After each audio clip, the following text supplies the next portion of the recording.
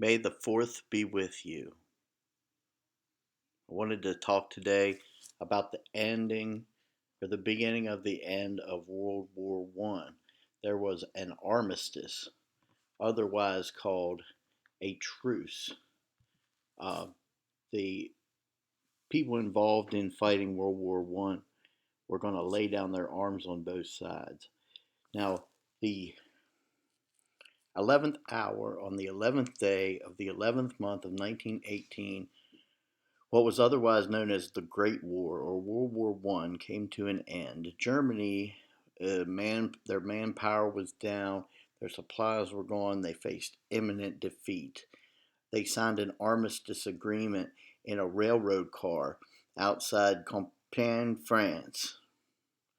The First World War left 9 million people dead, uh, soldiers, 21 million wounded.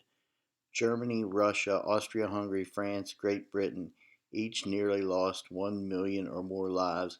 In addition, 5 million civilians died from disease, starvation, and exposure.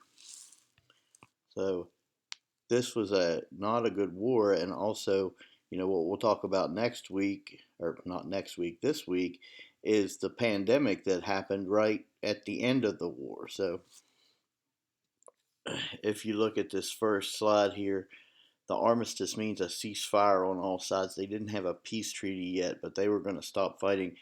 The armistice was actually the idea of the Germans. The Germans really needed to stop the war. At home, the Germans were tired of war. They didn't have a lot of food. They were dying of starvation every day. There were food riots, there were strikes. Germany was running out of soldiers. And in addition to those killed or wounded in 1918, 1/4 of Germany's fighting men had been captured by the Allies. If you look here, is a picture of Germans who had been captured by the Allies. The Germany's allies were also leaving the war. Bulgaria and the Ottoman Empire. Bulgaria is here. The Ottoman Empire is down underneath here, which is now known as Turkey.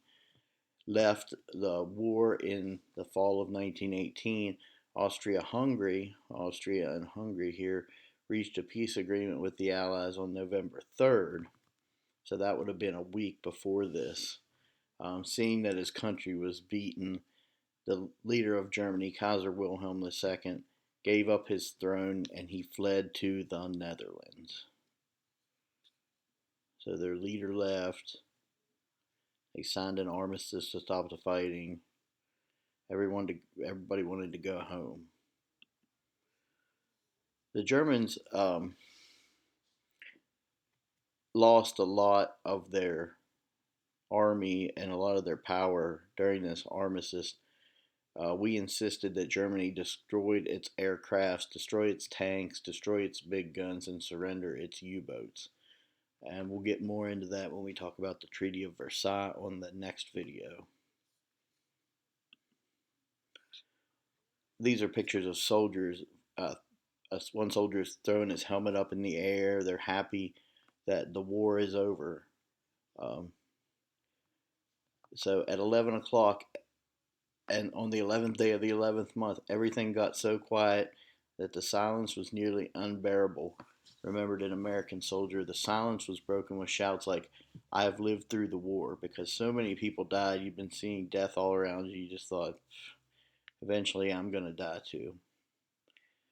I have a video from the book that I'm going to show now, and it is going to be a little more exciting than me.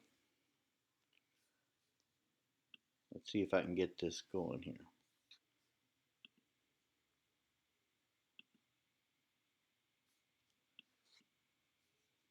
Let's see. Here it is. I'll pop it into full screen. And I'll probably not be able to turn this back on, so good to see you guys. Keep up the good work. Everybody's doing a great job. July 1918. America finally manages to put 2 million men into combat. They will fight for just 200 days, and they will turn the tide. The actual fighting, the heavy bombardment and all that the Germans made on July 14th, that was the start of French Bastille Day. That was the start of the Germans' last drive. And from there on, we knocked the tar out of them and kept them going until the war was over. September 1918. In the Ain Marne offensive, more than 90,000 American soldiers are killed or wounded. The final push comes in the Argonne Forest. The battle lasts for weeks. Americans bleed, starve, and die. It's very difficult for the Americans, but it occurs at a time when the Allies have the initiative. The German army is beginning to disintegrate. And in many ways, it really is the drive of the Americans toward the North that forced the Germans to realize that they are facing a terrible disaster and really have to do something to end this war. Morning, November 11th, 1918. Sergeant Ralph Forderhays leads a squad of American soldiers of the 89th Division on the east bank of the Meuse River in northern France. In dense fog, 2 German soldiers manning a machine gun startle the Americans. The Germans do not shoot. Forderhays asks them why. The war is ending at 11 this morning, they tell him. No need to sacrifice our lives or yours needlessly. Germany and her allies have collapsed, and an armistice has been declared. Suddenly, something was wrong, and I stopped dead in my tracks. And I couldn't figure out what it was for maybe 5 or 6 seconds. It was that dramatic. The firing had stopped. America's 6 months of fighting in World War I are at an end.